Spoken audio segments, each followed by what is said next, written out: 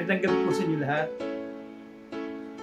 Basahin po natin ang aklat ng Awit, Kabanata 100, talata 1 hanggang 3. Awit na pagpupuri sa ating Panginoon. Umawit sa kagalakan ng lahat ng bansa, si Yahweh papurihan, paglingkuran siyang pusa, lumapit sa presensya niya at umawit na may tuwa. O si Yahweh ay ating Diyos, ito'y dapat na malaman. Tayo'y kanya-kanyang lahat, tayo'y lahat na nilalang. Lahat tayo, bayan niya, kabilang sa kanyang mga kawan. Tayo po'y manalangin. Diyos ang mamapaling sa lahat, pinupuri ka po namin at pinapasalamatan. Binibigay po namin sa inyo ang pinakamataas na antas na pagpupuri. Kami po muli, Panginoon, ay humingi din ng tawad sa aming nagawang kasalanan. Nagkasala po kami sa aming puso, sa aming isip, at sa aming gawa. Pakalinisin niyo po ang aming puso. Hugasan niyo po ng kapanan dugo ang aming makasalanan. At kami po ay iyong patawarin, Panginoon namin, Diyos na makapalit sa lahat. Maraming salamat. Maraming po salamat, Panginoon namin Diyos, sa isang linggo na pinagkaloob mo sa amin, sa iyong pag-iingat, sa iyong patuloy na magbigay ng kalakasan at patnubay sa pagkain, sa aming hapagkainan, Panginoon, sa iyong patuloy na magbigay sa amin ng trabaho, sa pag-iingat niyo po sa buong isang linggo. Maraming po salamat. Panginoon namin Diyos na Panginoon sa lahat, muli po ay buksan niyo po ang aming puso at aming isip sa aming sa mensahe na ipapagkaloob niyo sa aming gabi. Na po ito ay maisabuhay, maisagawa po namin ito at patuloy din patnubayan ang magbibigay sa amin ang inyong mensahe, Panginoon. Nawa ay kalugaran niyo po siya ng inyong banal na espiritu at patuloy mo siyang pangunahan. Lord Father God, nawa po ay kayong patuloy na manguna sa aming gawaing gabi at patuloy po namin na kayo maitaas. Maraming pong salamat. Ito po aming dinilangit, ibinabalik pong kapurihan sa pinakamatabisang pangalan ng aming Panginoong Kristo. In Jesus Christ's name we pray. Amen, Amen, and Amen.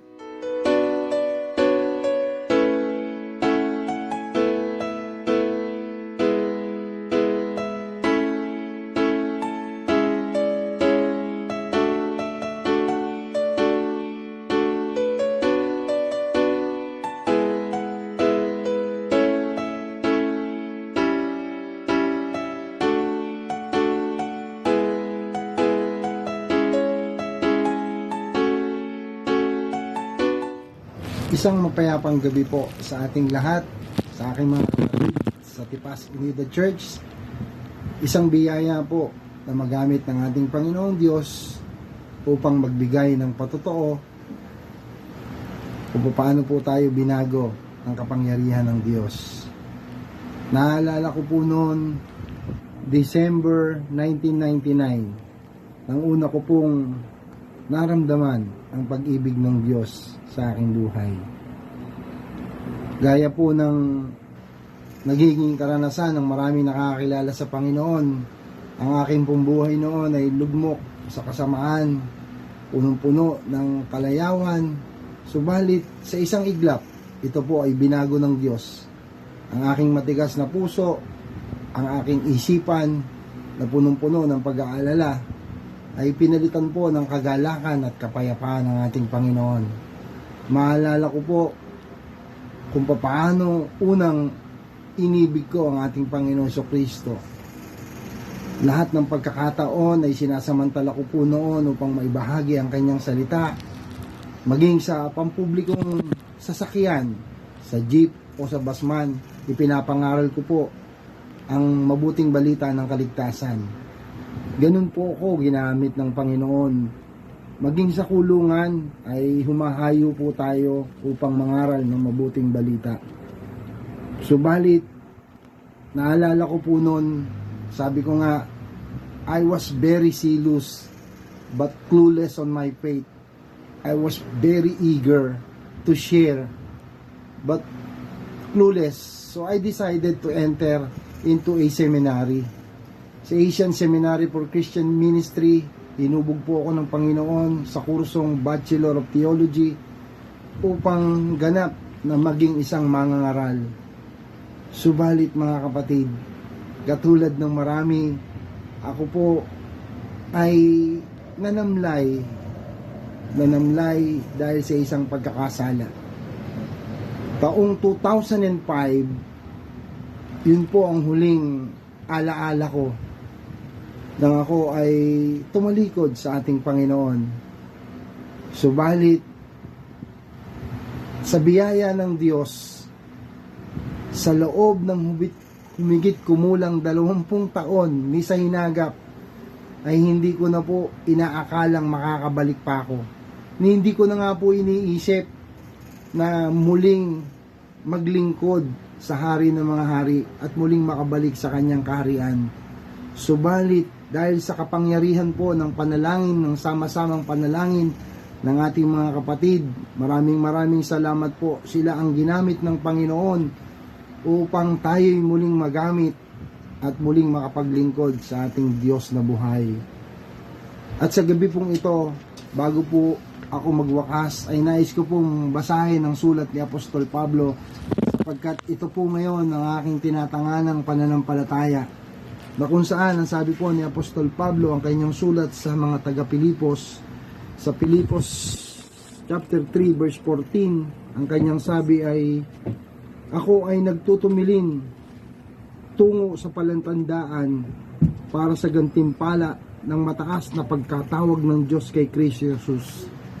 Sa ngayon, ako po ay maligaya na inaabangan ang gantimpala na ipagkakaloob sa atin ng ating Panginoong Diyos kasama ng ating Panginoong Jesucristo at lahat ng mga banal. Maraming salamat po sa gabing ito. Pagpalain tayong lahat ng ating Panginoon.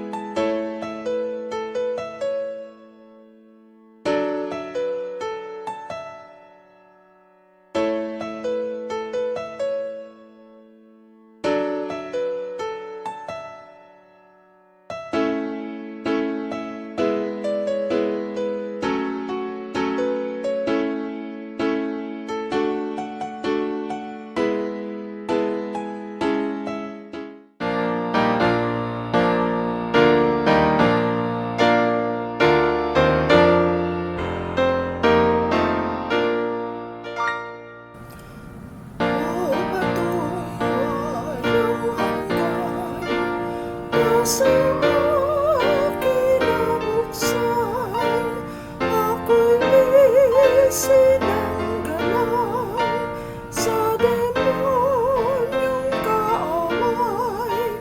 Batis kang sakdal inang, gamot naming may damdam, hanggang may tumitibok hininga sa pag-irog.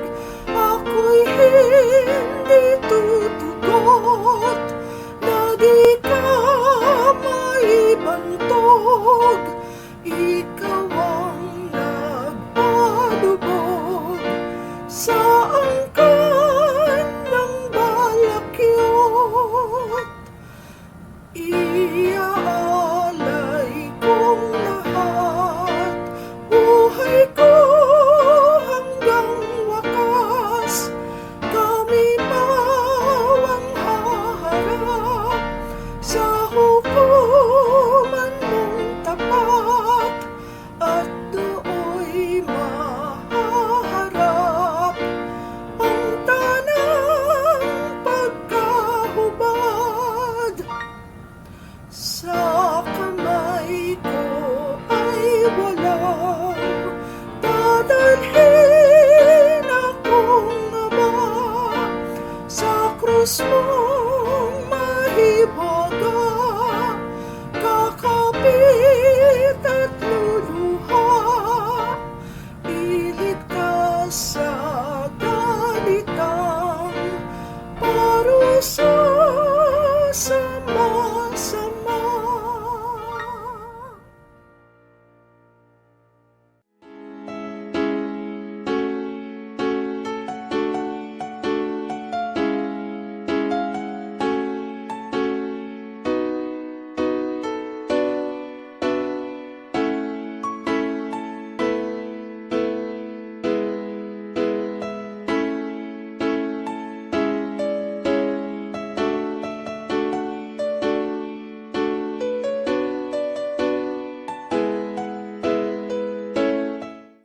Isang mapagpalang gabi po sa ating lahat.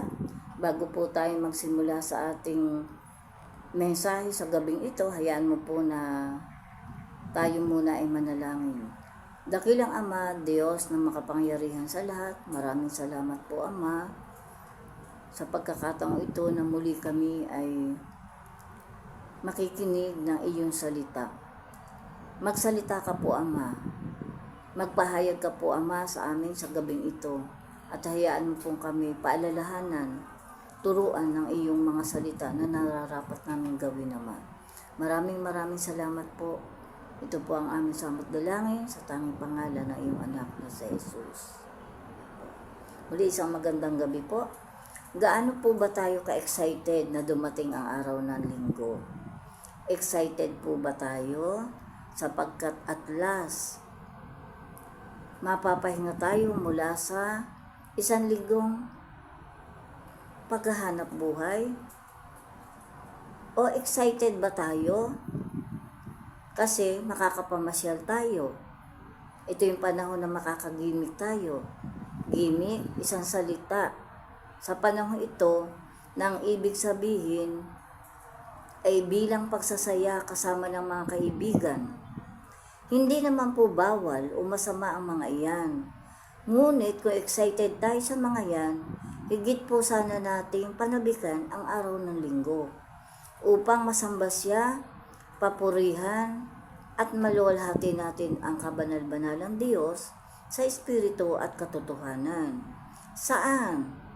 Sa banal na templo sa ating church.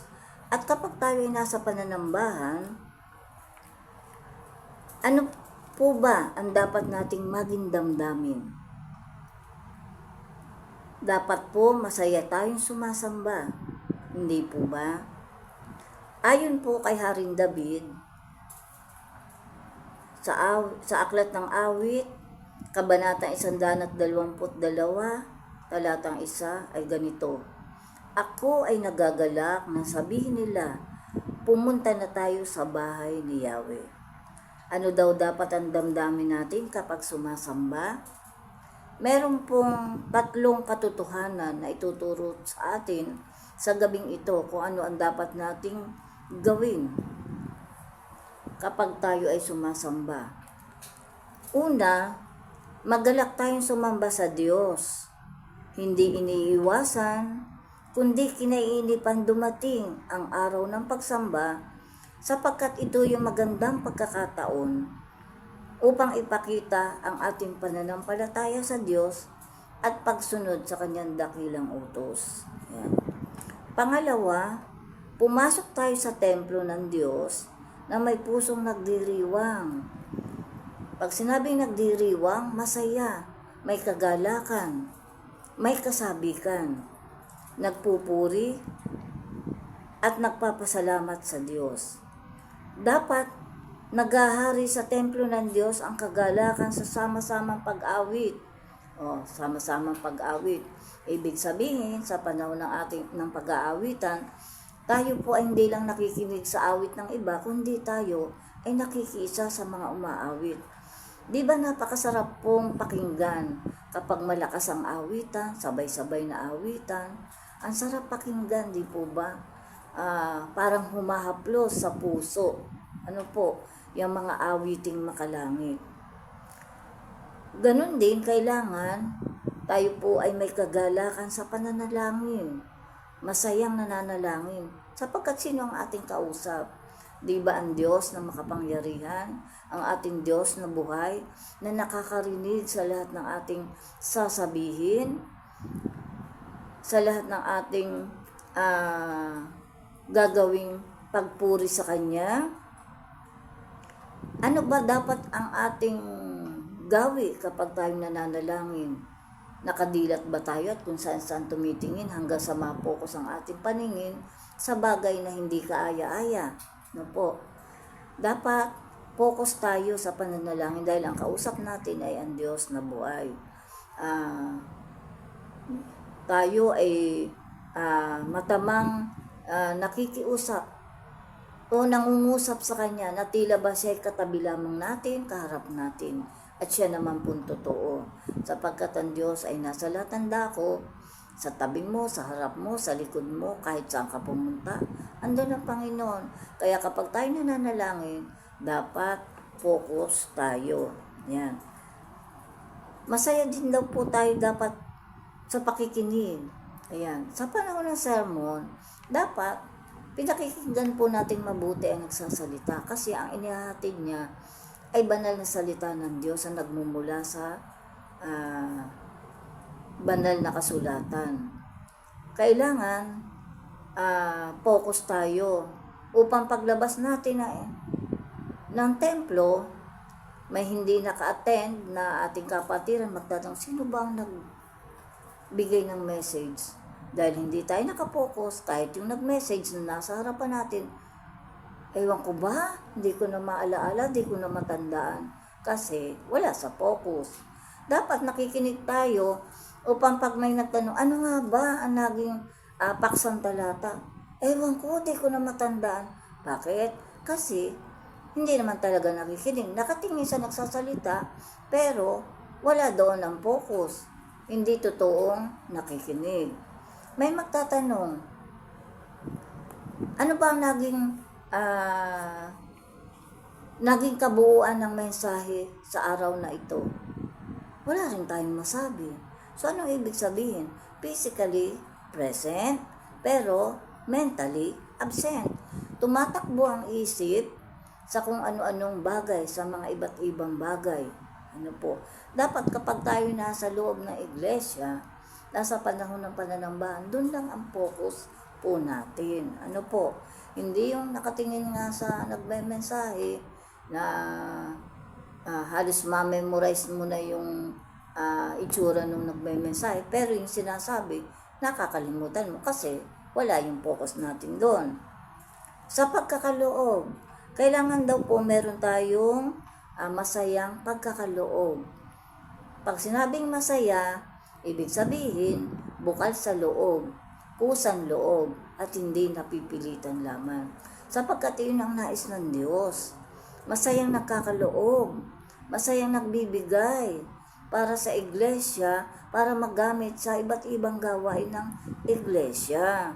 Ano po?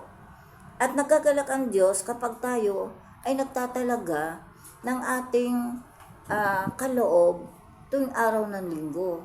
Noon po, may nakapagsabi sa akin, sabi, kapag daw, sabi ko, kapag ikaw ay mananambahan, huwag kang lalabas ng church nang hindi nagkakaloob. Hindi kailangan malaki. Kung ano ang nasa puso mo, kung ano ang meron ka, yun ang ipagkaloob mo. Sapagkat yan ang nais ng Diyos at pagpapalain ka.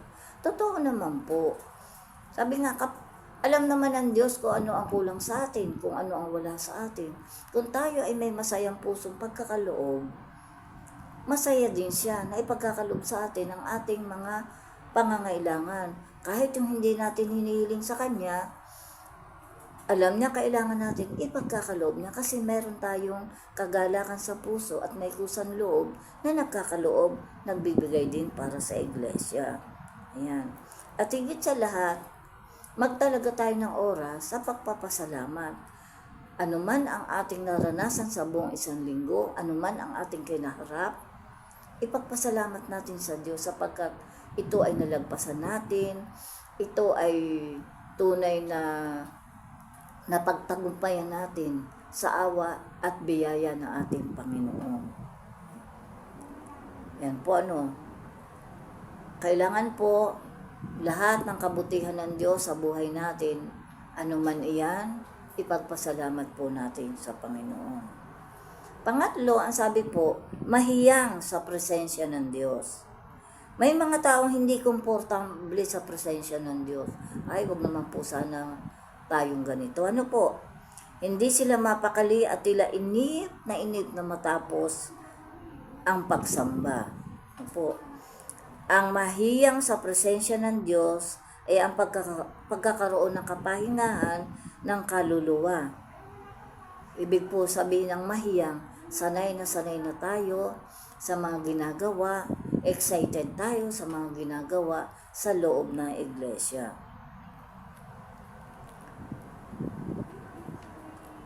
ang pagkakaroon ng kapahinga ng kaluluwa, ang pagpapalit ng ating kahinaan sa kalakasang nagmumula sa Diyos. Sino po dito yung kapag lumabas ng church pagkatapos ng pananambahan ay na-recharge? Ano po? Nung pumasok, nang hihina, nang lulupaypay, pero nang lumabas, ng panibagong sigla. Kasi, naranasan nila ang presensya ng Diyos, naranasan nila ang pagpapala ng Diyos mula sa mensaheng narinig. Kung pumasok tayong lulugo-lugo, dapat lalabas daw tayong lulukso-lukso sa kasiyahan, sa kagalakan, sa kapayapaang naranasan natin mula sa pananambahan. May kagalakan na may pagtanggap sa mga tagubili ng Diyos, kalakip ang kapangyarihan at biyaya upang maisakatuparan ang kanyang kalooban. Yan. Sa tuwing sasapit daw po ang araw ng pagsamba, magalak tayong pumasok ng may pusong nagdiriwang, umawit ng may papuri at pasasalamat, at damhin ang presensya ng Diyos at pagpapalain niya tayo higit pa sa ating inaasahan. Nawa po sa maikling paalaala sa gabing ito, mabago po yung ating style sa dati nating ginagawa kapag araw ng pananambahan. Ano po, ando na rin lang tayo, kaya tayo pumasok doon para katagpoy ng Panginoon. At kapag tayo nasa harap ng Panginoon, makita niya na ang bawat isa ay talagang nagtatalaga ng kanyang sarili sa pakikibahagi sa lahat ng gawain, mula sa pag-awit, pagsamba, pagpupuri, paglulwalhati, at higit sa lahat sa pasasalamat. Kung dati po ay pumapasok tayo ng church para manambahan, para pagkatapos lumipas ng oras tayo lalabas na, taglayin po natin paglabas yung banal na kagalakan, yung taos-pusong kasiyahan na tayo ay nakinabang sa mensahe ng Diyos sa pamagitan ng nagatid na mensahe. Napakasarap po na namnamin na paglabas ng church ay naibigay natin yung buong pusong pagsamba, napapurihan natin siya ng buong puso, napaglingkuran natin siya, at napasalamatan natin siya. Walang higit pang kasiyahan, kagalakan ng puso kapag po nagawa natin ang lahat ng ito. At higit sa lahat, nalugod ang ating Diyos sa ginawa nating pagsamba. Isang magandang gabi po at maraming salamat. Muli tayo po'y manalangin. Dakilang Ama, nawa sa mga susunod na pananambahan, maibigay po namin yung 100% na pakikiisa namin sa gawain at masamba ka namin ng tunay at tapat, buong puso at kaluluwa. Nawa malugod ka po sa gagawin namin mga pananambahan, sa aming gagawing pagsamba sa iyo, Ama. At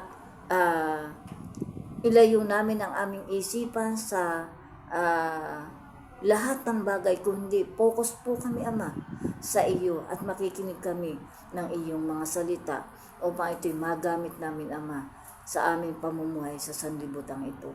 Maraming salamat po. Ito po ang aming samot dalangin sa tanging pangalan ng iyong anak na si Jesus. Amen.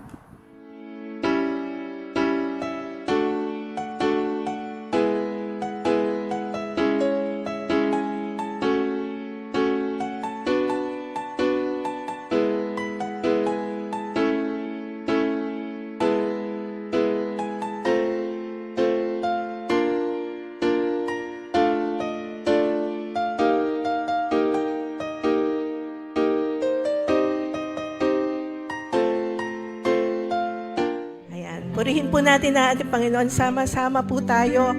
Tayo pong lahat ay umawit ng papuri, pasasalamat sa ating Panginoon.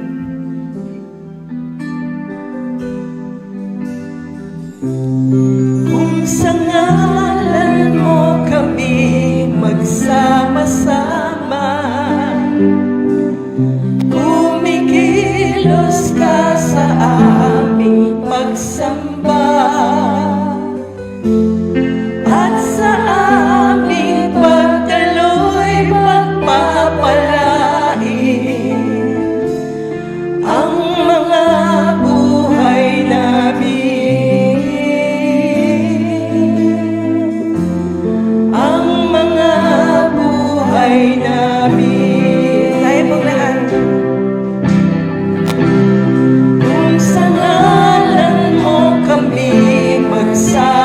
salamat. Kumikilos ka sa aming pagsamba at sa aming pagdaloy pagpapalain ang mga buhay namin, ang mga buhay namin. Tayo pong lahat, hallelujah! Pag-ibig mo ay hindi nagmamaliw, ang awa mo'y walang katapusan.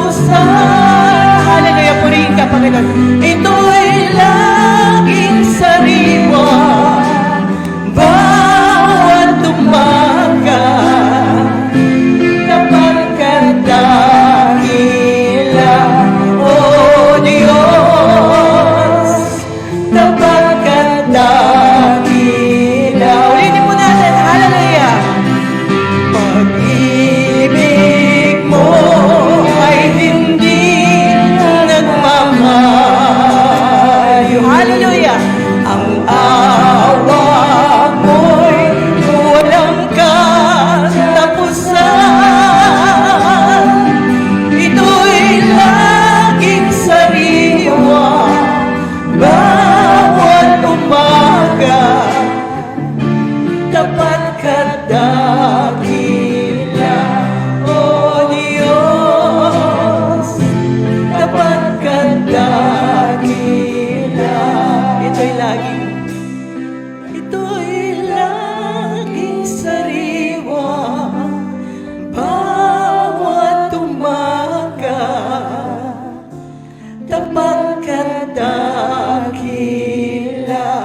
O Diyos, tapat kadakila. Hallelujah, purihin ka, Panginoon.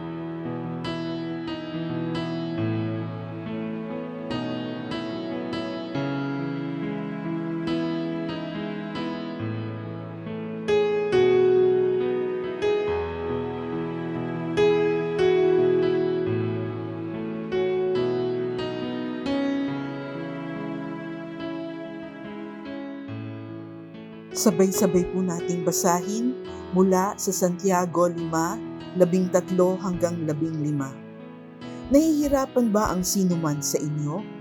Manalangin siya. Nagagalak ba ang sinuman?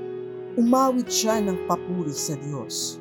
Kung kayo ay may sakit, ipatawag ninyo ang mga pinuno ng iglesia upang ipanalangin kayo at pahiran ng langis sa pangalan ng Panginoon. Pagagalingin ng Diyos ang may sakit dahil sa panalangin may pananampalataya. Palalakasin siyang muli ng Panginoon at patatawarin ang kanyang mga kasalanan.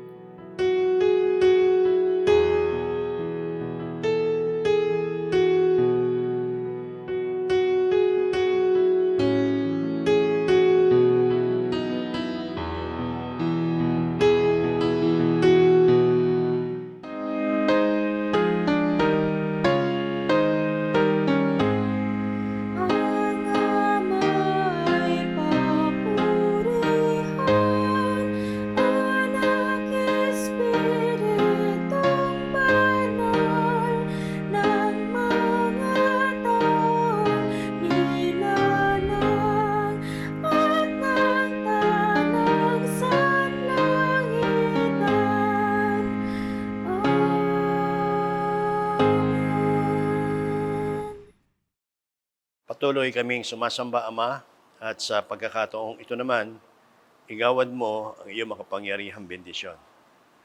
Ang biyaya ng ating Panginoon Kristo, ang pag-ibig ng Ama, ang pakikipisan ng banal na Espiritu, ang siya na mag-ingat at mag-ampon sa atin mula ngayon at magpakailan-kailanman. Amen.